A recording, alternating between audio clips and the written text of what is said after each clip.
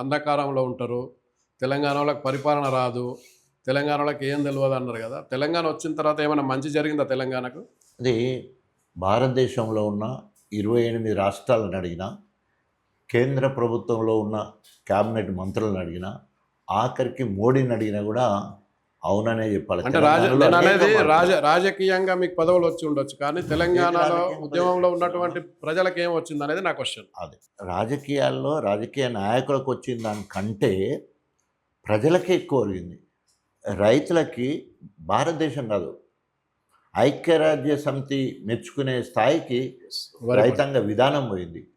రైతు బంధు, రైతు బీమా, 24 గంటల ఉచిత నాణ్యమైన కరెంటు, సాగునీరు అందించడానికి అనేక ప్రాజెక్టులు తీసుకొచ్చే కార్యక్రమం, సాగునీరు అందించడానికి మిషన్ కాకతీయ తీసుకురావడం, సాగునీరు అందించడానికి చెక్ డ్యాములు కట్టే కార్యక్రమం, సాగునీరు అందించడానికి ప్రాజెక్టులు కట్టే కార్యక్రమం.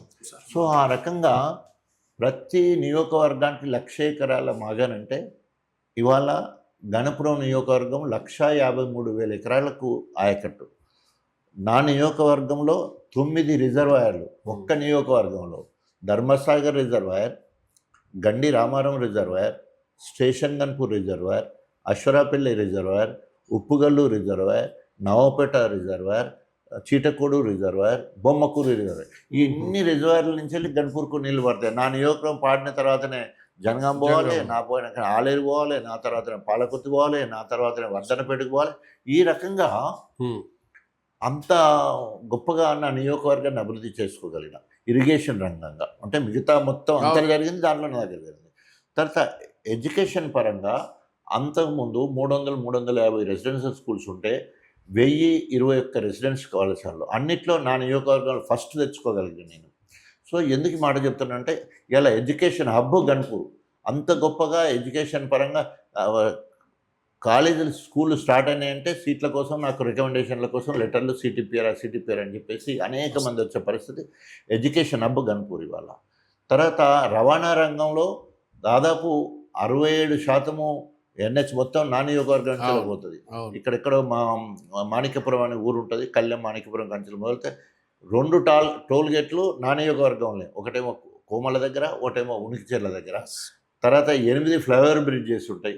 రోడ్ అంతా డెవలప్ అవడం వల్ల ఇండస్ట్రియల్ క్యారిడార్ డెవలప్ అయింది.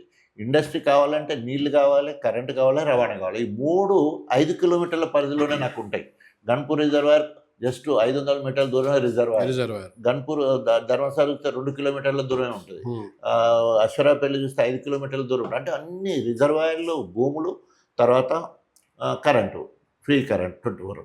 అట్లా ఎడ్యుకేషన్ హబ్గా ఇవాళ కనుకుంది. రవాణా రంగం ముందుకు వెళ్ళిపోయింది. తర్వాత ముందు చెప్పినట్టు రైతాంగం చాలా గొప్పగా బాగుపడ్డది. సో ఎక్కడ లేని పథకాలు, భారతదేశంలో లేని పథకాలన్నీ కూడా ఇవన్నీ ఇక్కడనే రావడం జరిగింది. తర్వాత మిషన్ కాకతీయ దేశంలో ఇంత చేసిన టీఆర్ఎస్ అలియాస్ బీఆర్ఎస్ గవర్నమెంట్ ఎందుకు ఓడిపోయింది మొన్న? సో తప్పకుండా పాత రోత కొత్త వింతలు ఎక్కువ ఉంటుంది ఎక్కడైనా కూడా. సో మనం చూసినాం కదా, అంటే అందరూ అనుకున్నదే, మేము కూడా తప్పులు చేసి ఉంటాం, అనేక రకాలుగా తప్పులు చేసి ఉంటాం. మేము అన్నీ చేస్తున్నాం కదా, మేము ఎందుకు అందరిని కలవాలి అనే ఒక అహం కావచ్చు. అన్నీ చేస్తున్నాం కదా, మేము ఉదాహరణకి ధర్నా చేయడానికే అవకాశం లేక అడగకముందు, రైతులు ధర్నా చేయకముందే రైతులకు అందిస్తున్నాం, విద్యార్థులు ధర్నా చేయకముందే రెసిడెన్షియల్ పాఠశాలలు తెచ్చినాం, లేదా ఫీ రిమార్స్మెంట్ ఇచ్చినాం. ధర్నా చేయకుండా కూడా చేసినాం. అదే చెప్పింది ఇప్పుడు నేను చెప్పొచ్చేది అదే. సో తర్వాత ఏది కావాలంటే వాళ్ళు అడగకముందు వాళ్ళు 5 అడిగితే మేము 10 చేస్తున్నాం కదా, ఇంకా ధర్నా చేస్తానికి అవకాశం లేదు కదా, అందుకనే ధర్నా చౌక్ తీసేసినాం అనేది అప్పుడు మా నినాదం ఉంది. సో అంతకుముందు కాంగ్రెస్ హయాంలో ఇండ్లు phase 1, phase 2, phase 3, left over 171 అందరికి ఇళ్ళని అన్ని రకాలుగా అందరికి ఇల్లు ఇచ్చినాం. నేను అప్పుడు I was in Congress party some days. కానీ దాంట్లో 38,000 ఇండ్లు కట్టకుండా బిల్లులు తీసుకున్నారు. ప్రజల నుండి, లబ్ధిదారుల నుంచి వెళ్ళి రికవరీ పెట్టాలని కూడా కేసీఆర్ గారు ఆలోచించారు. ప్రజలలో వ్యతిరేకం వస్తుంది అనే ఉద్దేశంతో, అంటే అందరికి ఇల్లు ఇచ్చినాం కదా, ఇండ్లు మనం ఎవరికి ఇవ్వాలని ఆలోచించినప్పుడు, ఎవరికైతే ఇల్లు కట్టుకోవడానికి జాగలేదో, ఎవరికైతే ఇల్లు కట్టుకోవడానికి పైసలు లేవో వాళ్ళకే 120 గజాలు జాగిద్దాం, మనమే ఇల్లు కట్టిద్దామని ఒక మంచి స్కీమ్. ఏది డబుల్ బెడ్రూమ్ ఇస్తూ మంచి స్కీమ్. అవును. ఎక్కడ ఫెయిల్ అయింది అంటే అది కాంట్రాక్ట్లకి ఇవ్వరు. ఎందుకు కాంట్రాక్ట్లకి ఇవ్వాలని వచ్చింది?